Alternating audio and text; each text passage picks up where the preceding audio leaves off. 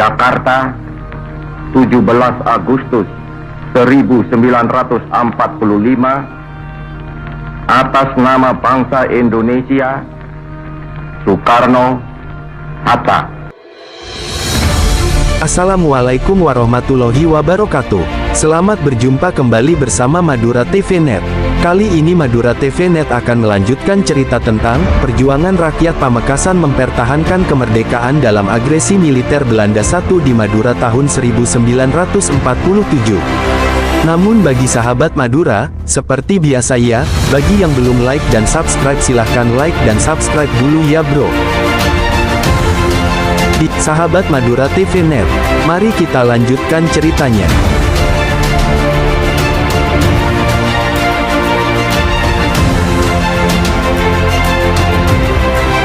Sesuai dengan tanggal yang ditetapkan, para pejuang Pamekasan melakukan serangan ke kota Pamekasan.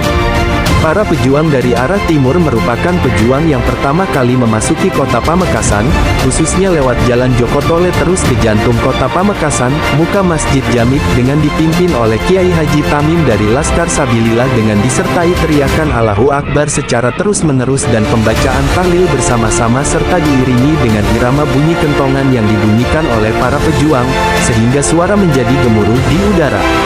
Setelah tentara Belanda mengetahui hal tersebut, maka tank-tank mereka berkeliaran sambil memuntahkan tembakan-tembakan, dentuman mortir, metraliur dan peluru-peluru besar yang menghujani para pejuang dari tank-tank mereka dan dari kedua menara Masjid Jamik serta dari menara air yang telah diduduki oleh Belanda sebagai tempat pengintaian. Para pejuang maju terus dari berbagai jurusan, karena musuh jarang keluar dari dalam tanknya sehingga sulit bagi para pejuang untuk menembak atau memukulnya. Tembakan dari pihak musuh yang ada di sekitar alun-alun muka Masjid Jamik Pamekasan semakin gencar. Sedangkan para pejuang terutama dari Sabilillah karena keberaniannya berjiwa jihad fisabilillah menyerbu tank-tank yang sedang mengeluarkan peluru untuk membuka pintu dan melepas roda tank dengan mempergunakan linggis, arit, dan tombak. Tetapi, karena tentara Belanda tidak keluar dari tanknya, karena sekali keluar mereka akan kena babat atau ditusuk dengan arit, golok, tombak, bambu runcing, keris dan senjata para pejuang lainnya, akhirnya banyak jatuh korban dari kedua belah pihak. Matahari semakin nampak sinarnya, sedangkan musuh bertambah garang menembaki para pejuang dengan persenjataan yang lengkap. Korban semakin banyak, akhirnya para pejuang tidak dapat melanjutkan serangannya karena persenjataan yang sangat sederhana dan adanya perintah dari pimpinan pejuang agar para pejuang segera meninggalkan kota Pamekasan dan kembali ke posnya masing-masing. Akhirnya kota Pamekasan berhasil diduduki Belanda. Akibat serangan tersebut pihak musuh jatuh korban kurang lebih 65 orang mati dan 3 truk diangkut ke Surabaya. Selain itu juga banyak korban luka-luka. Di pihak pejuang, kurang lebih 85 orang mati, 2 orang diantaranya adalah Kiai Haji Hasan dan Abderrohim. Korban dari pihak pejuang diperlakukan dengan kejam oleh Belanda, yaitu diletakkan dalam satu lubang di muka Masjid Jamik Pamekasan, kemudian disiram dengan bensin dan dibakar. Jalan pikiran mereka mengapa mayat-mayat itu dibakar yaitu untuk menghindari pembusukan sehingga menimbulkan penyakit bagi yang masih hidup. Namun cara mereka mengumpulkan mayat itu tidak seperti layaknya orang mengangkut mayat digotong oleh yang hidup, tetapi mereka diangkut memakai bulldozer.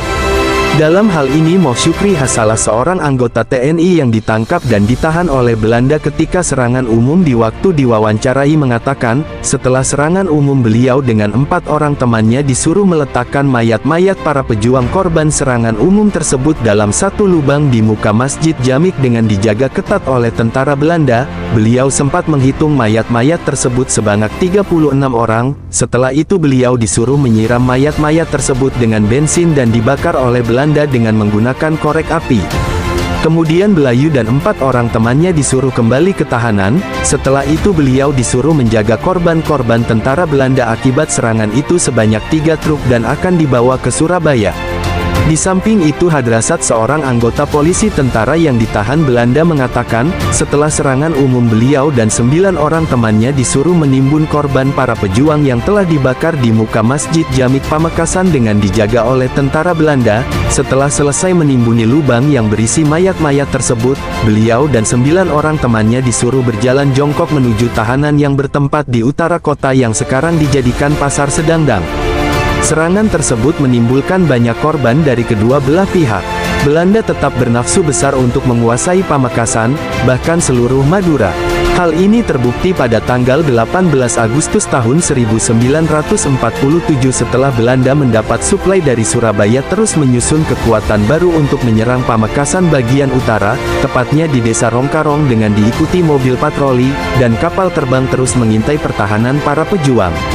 Sedangkan para pejuang sebagian berada di barat jalan yang menghubungkan Pamekasan dan Pegantenan, pusat pemerintahan sipil rakyat Madura setelah Pamekasan diduduki oleh tentara Belanda, dengan pimpinan Mudar Amin dan sebagian yang lain ada di timur jalannya yang dipimpin oleh Kiai Haji Amin Jakfar. Ketika tentara Belanda sampai di desa Bugi, mereka melepaskan tembakan-tembakan. Tetapi tembakan tersebut tidak berlangsung lama karena para pejuang telah memberikan serangan trek bom di jembatan Bugi sehingga Belanda kembali ke kota Pamekasan dengan melepaskan kembali tembakan namun tidak jatuh korban. Tembakan yang terus-menerus menjadi ciri khas tentara Belanda dalam melancarkan agresinya ke daerah Pamekasan dengan maksud agar para pejuang dan penduduk segera menyerah kepada Belanda. Tetapi para pejuang tetap bertahan dan tidak ingin menyerah kepada Belanda. Bahkan terus melawan walaupun dengan persenjataan yang sangat sederhana. Para pejuang terus mengobarkan semangat patriotisme yang tinggi untuk mempertahankan Pamekasan demi kemerdekaan Republik Indonesia. Pada minggu keempat bulan Agustus, markas pertahanan para pejuang yang berada di Kolpajum diketahui oleh Belanda. Maka Belanda melepaskan kembali tembakan-tembakan dari dalam kota ke arah pertahanan para pejuang sehingga banyak rumah penduduk yang kena tembakan dan rusak, tetapi korban manusia tidak ada. Setelah pertahanan para pejuang di Kolpajum sering dihujani tembakan Belanda, maka pada tanggal 23 Agustus tahun 1947 pertahanan para pejuang dipindah ke Klampar sebelah barat jalan jurusan Pamekasan ke Pegantenan. Di pertahanan yang baru ini menurut perhitungan para pejuang, medan dapat dikuasai secara luas. Tetapi secara tiba-tiba pada tanggal 26 Agustus tahun 1947 musuh dengan tiba-tiba menyerang pertahanan tersebut dari arah belakang yang tidak diduga sebelumnya. Dengan adanya serangan yang tiba-tiba dan disertai tembakan-tembakan metraliur dan mortir, maka pertahanan para pejuang menjadi kocar-kacir. Pada waktu itu juga para pejuang ada yang mengadakan gangguan pada musuh di Asem Manis, sebelah timur Pamekasan, dan di Jalan Lenteng Propo yang setiap hari musuh selalu mengadakan aksi pembersihan dan pemeriksaan di kampung-kampung dan desa-desa sehingga para penduduk banyak yang disiksa oleh Belanda jika tidak menunjukkan tempat para pejuang. Tanggal 27 Agustus tahun 1947 pertahanan para pejuang kemudian pindah ke Bangkes yang terletak di utara kota Pamekasan yang merupakan jalan yang menghubungkan Pamekasan ke Pakong. Walaupun pertahanan pejuang pindah, bukan berarti semua pertahan pejuang pindah ke Bangkes, tetapi hanya sebagian saja, sedangkan yang lain tetap berada di tempat semula. Sejak pindahnya pertahan para pejuang ke Bangkes, sistem gerilya para pejuang ditingkatkan. Setiap rombongan tentara Belanda yang menuju ke arah utara kota, baik ke Pegantenan maupun Pakong selalu dicegat oleh para pejuang. Dengan pindahnya pertahanan tersebut, berarti pertempuran akan terjadi di utara kota Pamekasan. Tepatnya di sekitar Larangan Badung dan Bangkes. Hal ini terbukti pada tanggal 2 September 1947 di Tanah Celeng Desa Larangan Badung. Tentara Belanda dari Pamekasan yang akan menuju ke Pegantenan setelah sampai di Tanah Celeng dihadang oleh para pejuang, sehingga terjadi tembak-menembak antara kedua belah pihak. Walaupun tentara Belanda mendapat cegatan dari para pejuang, tetapi tentara Belanda terus melancarkan agresinya ke daerah Pamekasan. Hal itu terbukti pada tanggal 7 September tahun 1947 tentara Belanda dengan rombongan yang makin besar menuju Pakong dan Waru. Ketika sampai di Cok Gunung termasuk daerah pertahanan Belanda, rombongan tersebut dilempari granat dan trek bom dari atas gunung oleh para pejuang yang dipimpin oleh Kiai Ramli dari Sabilillah dan Kamuin dari BPRI dan mengenai dua truk di antara rombongan tersebut sehingga terjadilah tembak-menembak antara para pejuang yang berada di atas gunung dengan tentara Belanda yang ada di bawah gunung.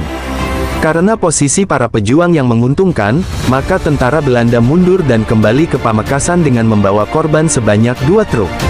Pada tanggal 12 September tahun 1947, di desa Sumbermanjalin ketika rombongan tentara Belanda kembali dari Pegantenan menuju Pamekasan ditembaki oleh para pejuang dan mengenai 1 truk tentara Belanda hancur. Dengan peristiwa tersebut, tentara Belanda mengadakan pembersihan di tempat kejadian tersebut dengan menembaki rumah-rumah dan menyiksa rakyat. Dengan kejengkelan dan kerugian yang banyak di pihak Belanda, maka pada tanggal 17 September tahun 1947 dini hari tentara Belanda melancarkan serangannya dengan konvoi kendaraan truk dan tanknya yang dilengkapi senjata yang modern mengepung pondok pesantren Morsomber Desa Panaan Kecamatan Palengaan yang merupakan markas Sabilillah, Hizbullah, dan BPRI. Beberapa hari setelah pertempuran di Morsomber dengan kerugian yang besar di pihak Belanda. Karena mendapat perlawanan yang hebat dari para pejuang, khususnya Sabilillah di Desa Palakpak Kecamatan Pegantenan. Perlawanan rakyat terhadap agresi militer Belanda di Pamekasan cukup lama, sedangkan persenjataan tidak memadai, bahkan sangat minim. Untuk itu pada akhir bulan September tahun 1947, Kepala Staf Abu Jamal dan Kapten Hafiluddin melaporkan kepada pemerintah pusat di Yogyakarta tentang keadaan Madura dan meminta bantuan senjata. Pemerintah pusat menerima laporan tentang pejuang-pejuang Madura, khususnya Pamekasan yang dengan gigih dan berani melawan tentara Belanda. Sejak itulah pimpinan pusat sangat gembira karena Madura tidak sebagaimana diduga sebelumnya ternyata sangat tangguh dan menunjukkan kemampuan berperang dan keberanian yang dapat demi mempertahankan kemerdekaan Republik Indonesia. Kemudian delegasi tersebut kembali ke Madura dengan menumpang kapal udara terjun payung di lapangan Panglegur dengan keadaan selamat serta mendapat bantuan berupa uang sebesar Rp5 juta, pakaian para pejuang dan sejumlah senjata serta ucapan terima kasih kepada para pejuang khususnya Sabilillah dan pengorbanan dalam mempertahankan kemerdekaan Republik Indonesia. Usaha tentara Belanda untuk menguasai Pamekasan selalu dicegah oleh para pejuang sehingga pada minggu pertama bulan Oktober tentara Belanda mengubah taktiknya dengan membuat pertahanan di orai sekitar jembatan yang telah dihancurkan para pejuang dan di desa Bandungan yang terletak di jalan antara Pamekasan, Pakong dan Sumeneb, dengan penempatan tentara dan persenjataan yang lengkap serta kendaraannya yang memperbaiki jembatan yang telah rusak. Akan tetapi para pejuang selalu mengganggu pertahanan Belanda dengan melancarkan tembakan-tembakan setiap malam. Dengan adanya pertahanan tentara Belanda di Orai dan di Bandungan, pertahanan para pejuang yang ada di Bangkes terkepung dan sering diserang dengan tembakan-tembakan oleh tentara Belanda. Maka dengan terpaksa para pejuang mundur dan pertahanannya pindah ke Desa Kadur. Tentara Belanda terus-menerus mengadakan operasi pembersihan di Desa Kadur dengan melepaskan tembakan-tembakan dan membunuh penduduk yang dijumpainya, karena tentara Belanda beranggapan bahwa semua penduduk adalah anggota Sabilillah. Belanda semakin melancarkan serangannya dan membuat pertahanan di Desa Cen Lecen Kecamatan Pakong yang merupakan jalan tengah yang menghubungkan Pamekasan dengan Sumeneb. Pimpinan pejuang selalu mengirim para pejuang ke Desa Cen Lecen untuk melawan dan menghadang tentara Belanda agar tidak masuk ke daerah Sumeneb, sehingga terjadilah tembak-menembak dengan pihak Belanda dan akhirnya para pejuang dapat bertahan selama 7 hari di Desa Cen Lecen dan mundur ke arah timur. Tanggal 22 Oktober tahun 1947, Madura khususnya Pamekasan masih dalam pendudukan Belanda. Hal ini dibuktikan dengan adanya perintah dari Gubernur Jawa Timur yang memerintahkan rakyat Bangkalan untuk bergabung dengan para pejuang di Pamekasan. Pada awal November, kondisi pertahanan para pejuang semakin memburuk. Semua perlawan para pejuang selalu dikalahkan oleh musuh. Sehingga tentara Belanda berhasil menduduki Ganding, sebelah barat kota Sumeneb. Tanggal 11 November tahun 1947, tentara Belanda mengadakan konvoi ke Sumeneb dengan jumlah besar yang terdiri dari truk, tank dan panser serta dilindungi beberapa buah pesawat terbang yang melepaskan tembakan-tembakan ke arah para pejuang. Akhirnya Madura khususnya Pamekasan jatuh ke tangan Belanda. Sejak serangan ke daerah Sumeneb tersebut, tentara Belanda terus melakukan serangan di berbagai daerah di Sumeneb. Serangan ini berakhir pada tanggal 25 November tahun 1947 setelah mendapat instruksi dari Letkol Chandra Hasan. Instruksi tersebut berisi: 1. Untuk sementara Badan Kelasikaran dibubarkan. 2. Semua anggota Badan Kelasikaran segera berusaha menyelamatkan diri dengan menjelma menjadi rakyat biasa.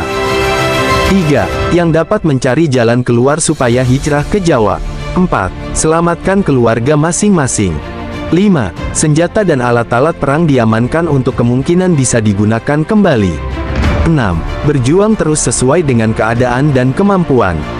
Para pejuang yang terdiri dari TNI dan Badan Kelasikaran hijrah ke Jawa dan bergabung dengan pasukan-pasukan pembela kemerdekaan lainnya. Para pejuang hijrah ke Jawa melalui jalur laut, yaitu dari Prenduan, Dungke, Kalianget terus ke Pulau Sepudi langsung menuju Paiton, Kraksaan dan Probolinggo untuk meneruskan perjuangannya. Untuk mengenang jasa para pejuang serangan umum tersebut maka dibangunlah Taman Makam Pahlawan, Monumen Garuda dan Monumen Ark Lancor. Itulah cerita tentang perjuangan rakyat Pamekasan mempertahankan kemerdekaan dalam agresi militer Belanda I di Madura tahun 1947. Jangan lupa klik tombol like dan subscribe sebelum meninggalkan channel ini agar bisa mendapatkan notifikasi video terbaru Madura TV Net. Terima kasih dan wassalam.